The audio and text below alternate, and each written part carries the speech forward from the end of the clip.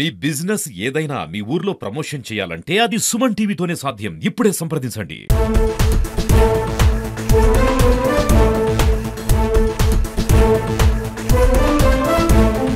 ప్రొద్దుటూరు నియోజకవర్గ ప్రజలందరికీ మీ బిడ్డలాంటి రాచమల్లు హృదయపూర్వకంగా నమస్కరిస్తూ, ఎగ్జిబిషన్ నిర్వహించిన నిర్వాహకులు తెలుగుదేశం పార్టీకి సంబంధించిన వారు స్థానిక ఎమ్మెల్యే వరదరాజరెడ్డి గారి ఆశీస్సులతో, వారి కుమారుడు కొండారెడ్డి గారి యొక్క అభయహస్తంతో ఎగ్జిబిషన్ నిర్వహించిన నిర్వాహకులు సుమారుగా 88-90 లక్షలు ఎగరగొట్టడానికి సిద్ధమై ఉన్నారు. అది మీ ధనమే ప్రజలారా, ప్రజలకు సంబంధించినటువంటి ధనమే. అది మున్సిపల్ ఖజానాకు చేరాలి. ఆ డబ్బుతోనే రోడ్డు, కాలువ, మంచు పనులు, అభివృద్ధి పనులు మనం చేసుకుంటాం.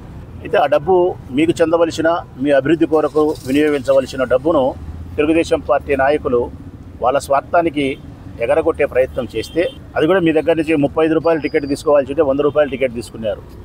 మున్సిపల్ చైర్మన్ భీమనపల్లి లక్ష్మీదేవి గారు ఖరారు చేసినది 35 రూపాయలే టికెట్ పెద్దలకు, పిల్లలకైతే 25.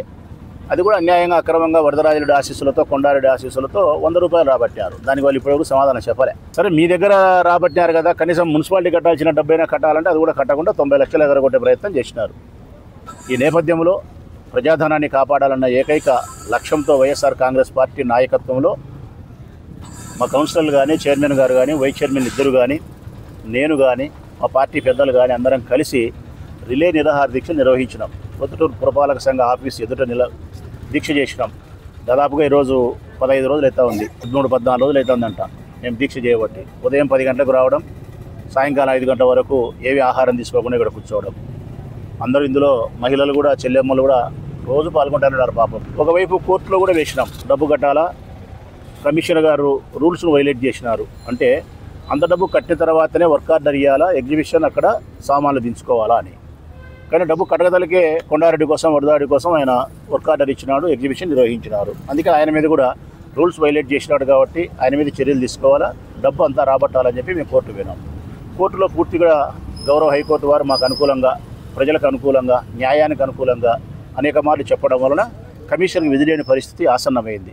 డిఎంఏ గారు కూడా నోటీసులు జారీ చేయడం చేత కమిషన్ మీద పూర్తి స్థాయిలో ఒత్తిడి బిల్డప్ అయింది.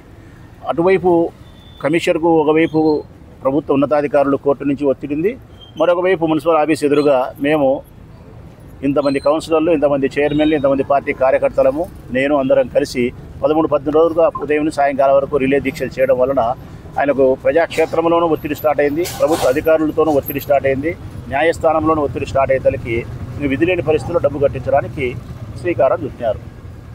ఆయన బలవంతం చేసి వాళ్ళను భంగపోయి కాళ్ళ వేళ్ళబడి ఏంటంటే ఇబ్బందులు పడి రకరకాలుగా తిప్పలు పడితే లాస్ట్కు 54 లక్షలు కట్టినారు. ప్రజలారా, 88 లక్షలు కట్టాల్సిన వాళ్ళు 54 లక్షలు కట్టినారు. ఈ 54 లక్షలు వాళ్ళు కట్టడానికి ప్రధానమైన కారణం కోర్టు, ప్రధానమైన కారణం వైఎస్ఆర్ కాంగ్రెస్ పార్టీ పోరాట పటిమ. ఈ 2 కారణాల చేతనే వాళ్ళు 54 లక్షలు కట్టినారు. ఇంకా కట్టాల్సిన 34 లక్షలు ఏంటంటే కదా జిఎస్టీ.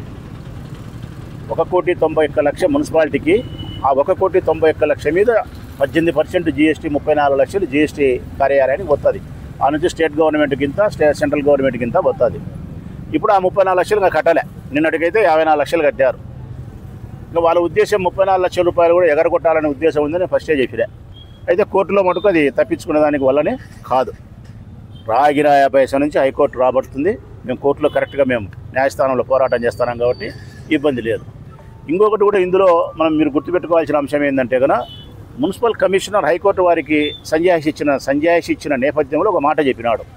వాళ్ళు డబ్బులు ఎగరగొట్టి పోకుండా నేను ఎగ్జిబిషన్ నిర్వాహకుల యొక్క ఎగ్జిబిషన్ సామాన్లు అన్నింటినీ కూడా అనిపిసెంట్ మున్సిపల్ హై స్కూల్ గ్రౌండ్లో ఉన్నాయి కదా, ఆ ఎగ్జిబిషన్ సంబంధించిన సామాన్లన్నింటినీ నేను సీజ్ చేసేసినాను. మా ఉద్యోగస్తులు అక్కడ కాయలు పెట్టి డ్యూటీలు వేసినాను. మాకు రావాల్సిన డబ్బు వచ్చిన తర్వాతనే అక్కడ నుంచి సామాన్లు వాళ్ళు లిఫ్ట్ తీసుకుపోయేటట్టు ఏర్పాటు చేసినా కాబట్టి భయపడాల్సిన అవసరం లేదని గౌరవ హైకోర్టు వారికి ఆయన తెలియజేసినాడు. ఇప్పుడు నేనేం చెప్తానంటే కనుక, ఇంకా 34 లక్షలు రావాలా, ఆ 34 లక్షల రూపాయలు ఎగరగొట్టేదానికి వాళ్ళు ప్రయత్నం చేస్తున్నారు. అది ఒప్పుకోవడానికి కుదరదు. మున్సిపల్ కమిషనర్ గారికి హెచ్చరిక చేస్తూ ఉన్నాం. న్యాయస్థానంలో నీకు అక్షింతలు పడేది కాదు, సస్పెన్షన్ అయ్యే పరిస్థితులు కూడా వస్తాయి. అందులో న్యాయస్థానానికి నువ్వు ఒప్పుకున్నావు సీజ్ చేసినానని.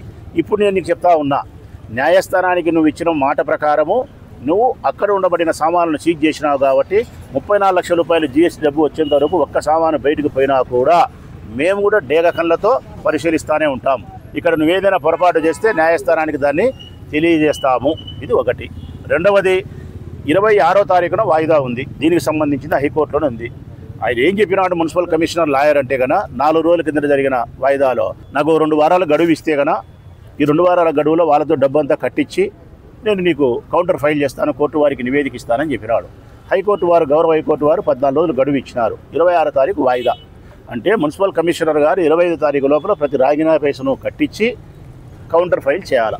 నేను కమిషనర్ గారికి మళ్ళీ కూడా చెప్తా ఉన్నా, 25వ తారీఖు లోపల నువ్వు 34 లక్షలు జీఎస్టీ కూడా రాబట్టి 26వ తారీఖున నువ్వు హైకోర్టులో నివేదిక ఇస్తే నీకు మంచిది, మాకు మంచిది, అందరికీ మంచిది. నువ్వు 26వ తారీఖున ఇవ్వకుండా ఉంటే 26వ తారీఖున న్యాయస్థానం ముందర నువ్వు దోషిగా నిలబడాల్సిన పరిస్థితి వస్తుంది. ఇక్కడ సీజ్ చేసిన సామాన్లు ఏ ఒక్కటి బయటికి పోయినా కూడా మేము డేగల్లాగా కాయలు ఉంటాం కాబట్టి హైకోర్టుకు తెలియజేస్తాము. ఈ 2 విషయాలను తెలియజేస్తూ నిర్వాహకులు కూడా ఒక మాట చెప్తాను. బ్రహ్మదేవుడు వచ్చినా కూడా మీరు 34 లక్షలు ఎగరగొట్టేదానికి కుదరదు, మీరు కట్టాల్సిందే.